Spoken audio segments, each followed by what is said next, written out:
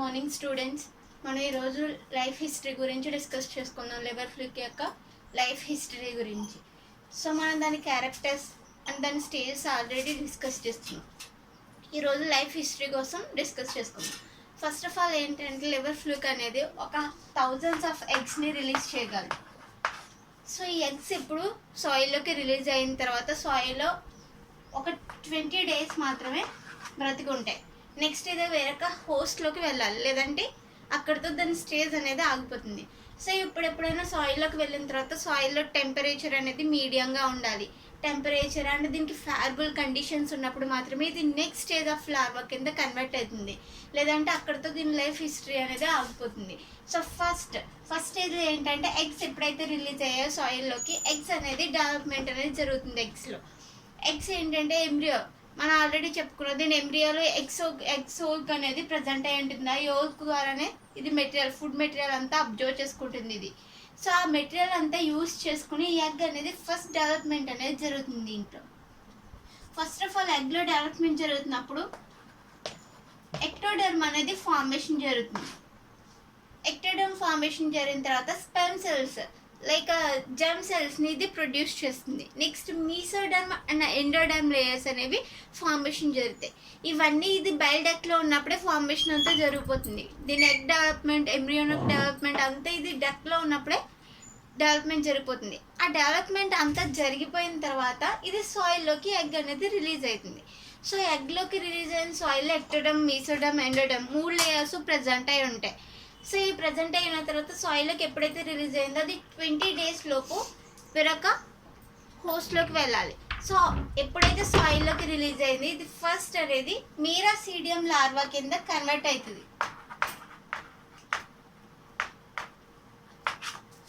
So ఇది మీరాసీడియం larva అనేది ఏంటంటే ఫ్రీ లివింగ్ లార్వా. దీనికి సీలియా అనేది ప్రెజెంట్ అయి ఉంటుంది. అండ్ దీంట్లో ఎపికల్ గ్లాండ్ అండ్ ప్రొటేషన్ గ్లాండ్ రెండు ప్రజెంట్ అయ్యి ఉంటాయి. ఎపికల్ గ్లాండ్ ఏమో దీని డైజెషన్ ప్రాసెస్కి యూజ్ అవుతుంది. పెనిట్రేషన్ గ్లాండ్ ఏమో ఫర్దర్గా ఏదైనా ఆర్గాన్స్ అనేవి ఫార్మేషన్ జరగాలంటే యూజ్ అవుతుంది. ఈ ఎపికల్ గ్లాండ్ కూడా అంతే. దీంట్లో ఈసోపగస్ కావచ్చు, ప్యారిన్స్ కావచ్చు, ఏదైనా ఫార్మేషన్కి యూజ్ అవుతుంది.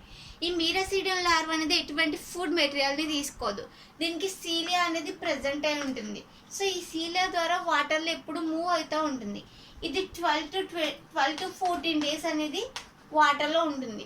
సో ఈ 12 to 14 daysలో ఇది ఇంటర్మీడియట్ హోస్ట్లోకి వెళ్ళాలి. దీని ఇంటర్మీడియట్ హోస్ట్ ఏంటంటే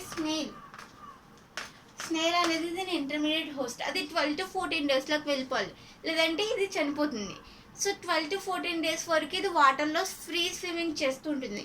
ఎటువంటి ఫుడ్ మెటీరియల్ని తీసుకోదు. సీలియా ద్వారా స్విమ్ చేస్తూ ఉంటుంది. దీని లోపల జెమ్ సెల్స్ అనేవి ఫామ్ అయి ఉంటాయి. సో ఎప్పుడైతే ఇది స్నేల్లోకి ఎంటర్ అయిందో అప్పుడు స్పోరోసిస్ట్ కింద ఇది డెవలప్ అవుతుంది ఫర్దర్గా.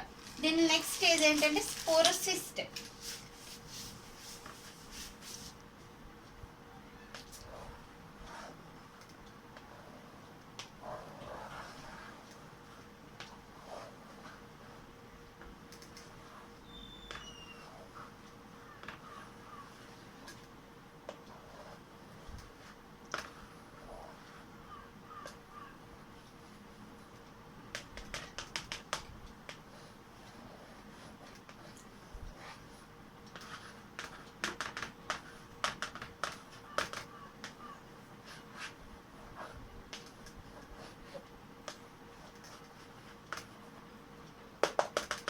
స్పోరోసిస్ట్ ఇది. ఈ స్పోరోసిస్ట్ అనేది ఫుడ్ తీసుకునే స్టేజ్ దీంట్లో. సో ఇది ఏంటంటే ఈ స్టేజ్లో ఫుడ్ని కలెక్ట్ చేసుకుంటూ ఉంటుంది. ఇది స్నేల్లో ఉంటుంది. మీరాసీడియం అనేది స్పోరోసిస్ట్ కింద డెవలప్ అవుతుంది. ఈ స్పోరోసిస్ట్లో ఏంటంటే క్యూటికల్ లేయర్ అనేది ప్రజెంట్ అయి ఉంటుంది, ఎందుకంటే దీనికి ప్రొటెక్షన్ కోసం. ఈ స్టేజ్లో ఏంటంటే దీంట్లో ఎటువంటి సెన్స్ ఆర్గన్స్ వర్క్ చేయవు. ఉన్నా సరే అవి ఎక్స్టెంట్ అయిపోతాయి, ఎందుకంటే ఇప్పుడు హోస్ట్లో ఉంది. ఇది ఒక పారాసైట్. దీని సెన్స్ ఫీల్ అనేది హోస్ట్కి తెలియకూడదు. సో అందుకే దీంట్లో ఇప్పుడు ఎటువంటి సెన్స్ ఆర్గన్స్ అనేవి ప్రెజెంట్ అయి ఉండవు. దీని ప్రొటెక్షన్ కోసం క్యూటికల్ లేయర్ ఉంటుంది. సీలియా అనేది ఆబ్సెంట్ అయి ఉంటుంది. సో ఇది ఓన్లీ ఇప్పుడు డక్లో ఉంటుంది. స్నేల్ యొక్క డక్లో ప్రెజెంట్ అయి ఉంటుంది. సో స్నేల్ ద్వారా వాటర్లోంచి మీరాసీడియం అనేది స్నేల్లోకి వెళ్ళిన తర్వాత స్పోరోసిస్ట్ కింద డెవలప్ అవుతుంది. దీనికి క్యూటికల్ లేయర్ అనేది ప్రొటెక్షన్ ఉంటుంది. దీని లోపల గట్ ఫార్మేషన్ జరుగుతుంది. ఎందుకంటే ఇది ఫుడ్ తీసుకునే స్టేజ్. దీని స్టేజ్లో ఇది ఫుడ్ కాదు. ఫుడ్ తీసుకుంటుంది అంటే దీంట్లో డైజెషన్ ప్రాసెస్ అనేది జరగాలి. మనం ఆల్రెడీ చెప్పుకున్నాం మీరాసీడియంలో ఎపికల్ పార్ట్ ఉంది. ఆ పార్ట్ ద్వారానే స్పోరోసిస్ట్లో గట్ ఫార్మేషన్ జరుగుతుంది. అండ్ దీంట్లో ఇంకా జర్మ్ సెల్స్ ఫార్మేషన్ కూడా జరుగుతుంది. ఈ స్పోరోసిస్ట్ ఏం చేస్తుందంటే నెంబర్ ఆఫ్ రేడియల్ ఫామ్ని డెవలప్ అయ్యేలా చేస్తుంది. లైక్ ఒక స్పోరోసిస్ట్ 10 to 12 రేడియల్ ఫామ్ని ఫార్మేషన్ చేస్తుంది. రేడియల్ ఫామ్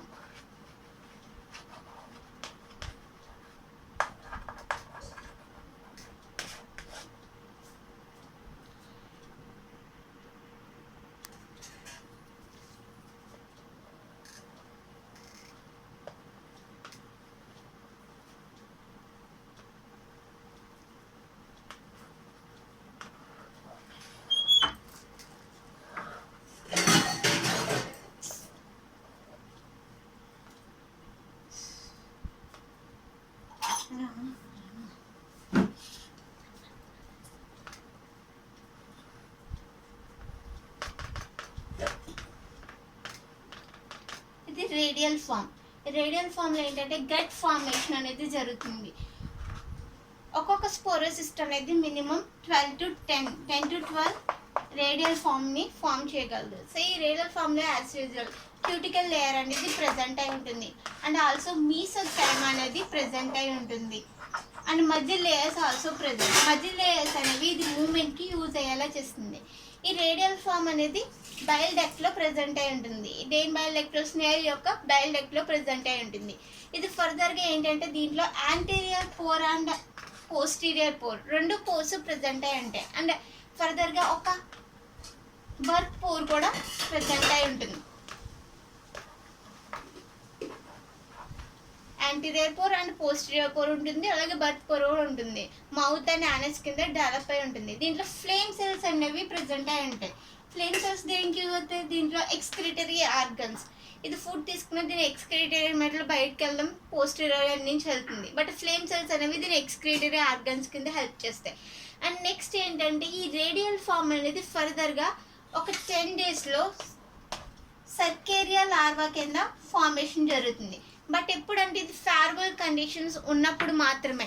దీని ఫేవరబుల్ కండిషన్స్ లేవు అనుకోండి, ఇది దీని డాటర్ రేడియల్ ఫామ్ కింద ఫార్మేషన్ జరుగుతుంది. అంటే second stage of radial form కింద ఫార్మేషన్ జరుగుతుంది. దీనికి ఫేవరబుల్ కండిషన్ ఉన్నప్పుడు ఇది సర్కేరియా లార్వా కింద డెవలప్మెంట్ అనేది జరుగుతుంది.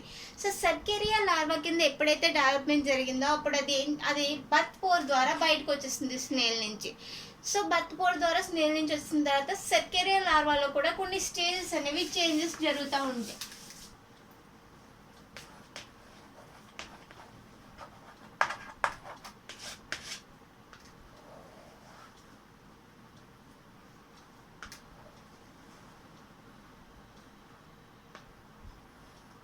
సర్కేరియా లార్వా అనేది ఫ్రీగా మూవ్ అవుతుంది. ఎందుకంటే దీనికి టైల్ అనేది ప్రజెంట్ అయి ఉండడం వల్ల ఇది ఫ్రీగా మూవ్ అవుతూ ఉంటుంది ఎప్పుడు.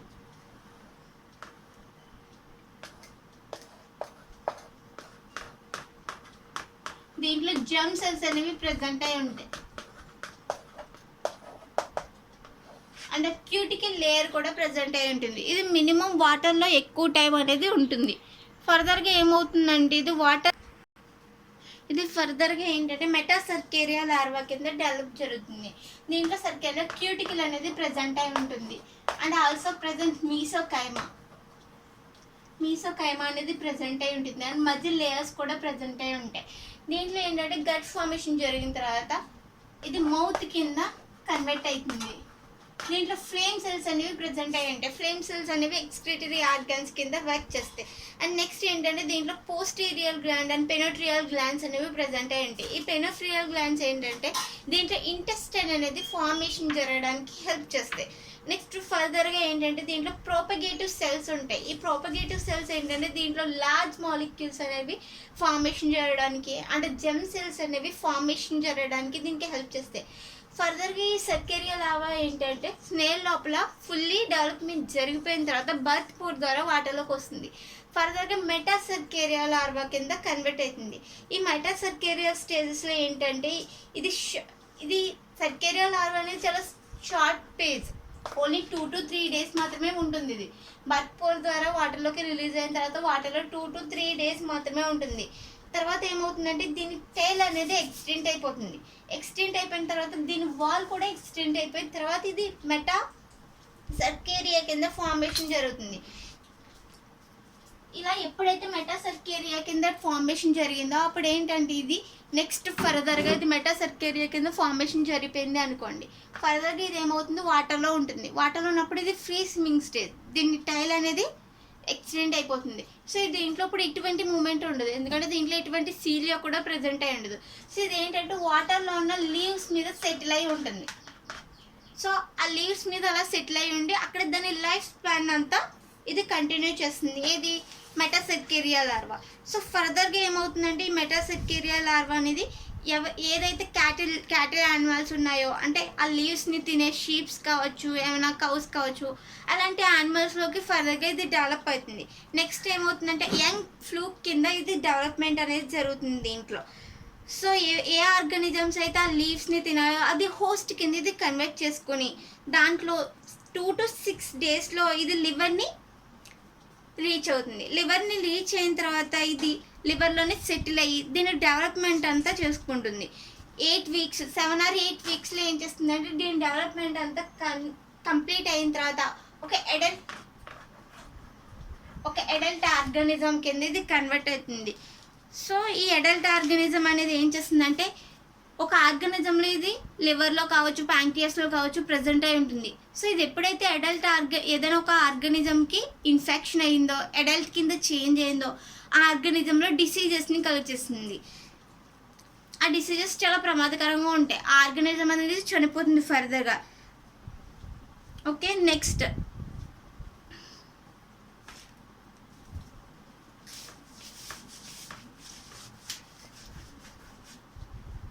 దీంట్లో ఉన్న పారాసైటిక్ అడాప్టేషన్ గురించి డిస్కస్ చేసుకుందాం.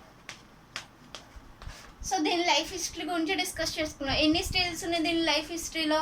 ఫస్ట్ స్టేజ్ వచ్చి ఎగ్ అనేది ఫర్దర్గా మీరాసీడియం లార్వా కింద డెవలప్ అయింది. మీరాసీడియం లార్వా అనేది ఫర్దర్గా ఎలా డెవలప్ అయింది?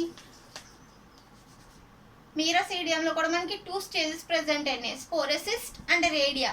నెక్స్ట్ రేడియల్ అనేది సర్కేరియా కింద డెవలప్ అయింది. సర్కేరియా వచ్చి మెటాసర్కేరియా కింద డెవలప్మెంట్ అనేది జరుగుతుంది. మెటాసర్కేరియా ఏమవుతుంది ఫర్దర్గా యంగ్ లివర్ ఫ్లూక్ ఆర్గానిజం కింద జరుగుతుంది.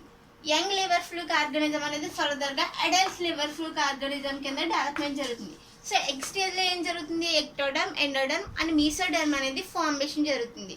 నెక్స్ట్ ఎగ్ అనేది మీరాసీడియం లార్వా కింద ఫార్మేషన్ జరుగుతుంది. మీరాసీడియం లార్వాలో ఏం జరుగుతుంది? ఇది ఫ్రీ స్విమ్మింగ్ స్టేజ్, దీంట్లో సీలియా ప్రజెంట్ అయి ఉంటుంది. ఇది ఫుడ్ తీసుకోదు. ఒక 10 to 20 days వాటర్లో అలా ఉంటుంది. ఆ వాటర్లో ఉండి ఆ వాటర్లో ఆర్గానిజం ఏదైనా ఒక హోస్ట్ని చేరే వరకు అలాగే వాటర్లో ఉంటుంది. సో ఏదైనా ఒక హోస్ట్ని చేరకపోతే ఏమవుతుంది? ఇది చనిపోతుంది. లైక్ ఏదైనా ఒక హోస్ట్ని చేరిన తర్వాత ఏమవుతుందంటే అది స్పోరోసిస్ట్ కింద డెవలప్ అవుతుంది. స్పోరోసిస్ట్ అనేది ఫుడ్ తీసుకునే స్టేజ్. నెక్స్ట్ స్పోరోసిస్ట్ ఏం చేస్తుంది? రేడియల్ స్టేజ్ కింద డెవలప్ అవుతుంది. ఒక్కొక్క రేడియా అనేది 10 to 12 సర్కేరియా లార్వా ఫామ్ని డెవలప్ చేయగలదు.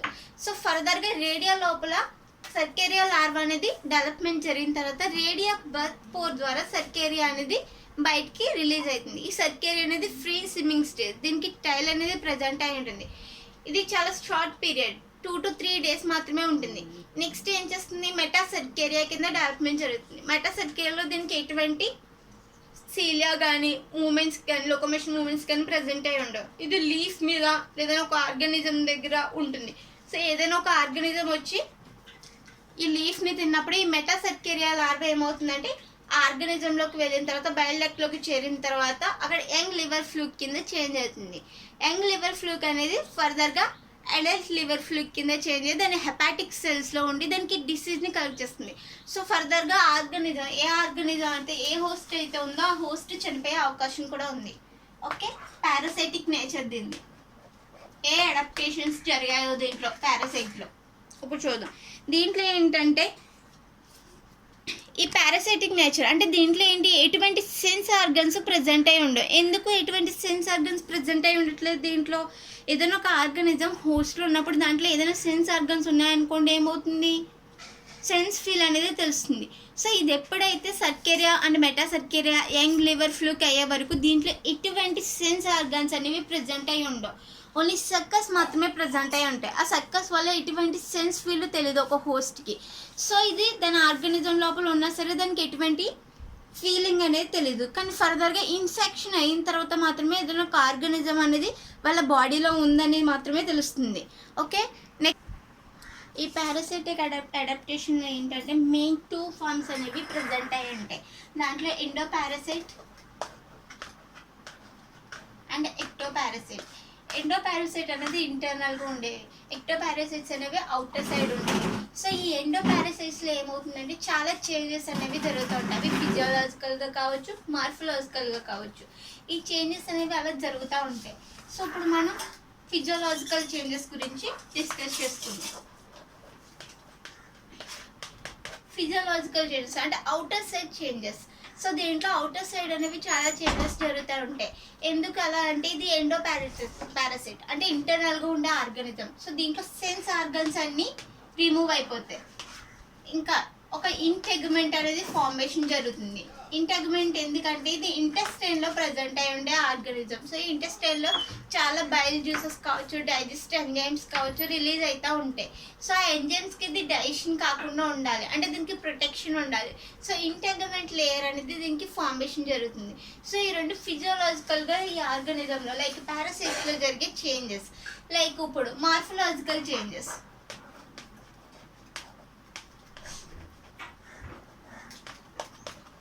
మార్ఫలాజికల్ చేంజెస్ అనేవి 2 టైప్స్ కింద జరుగుతుంది. దీంట్లో స్ట్రక్చర్ అనేది రీజనరేషన్ అవ్వచ్చు, లేదంటే టోటల్గా రిమూవ్ అయిపోవచ్చు. ఇంకా దీంట్లో ఇంటర్నల్ చేంజెస్ కూడా జరగచ్చు.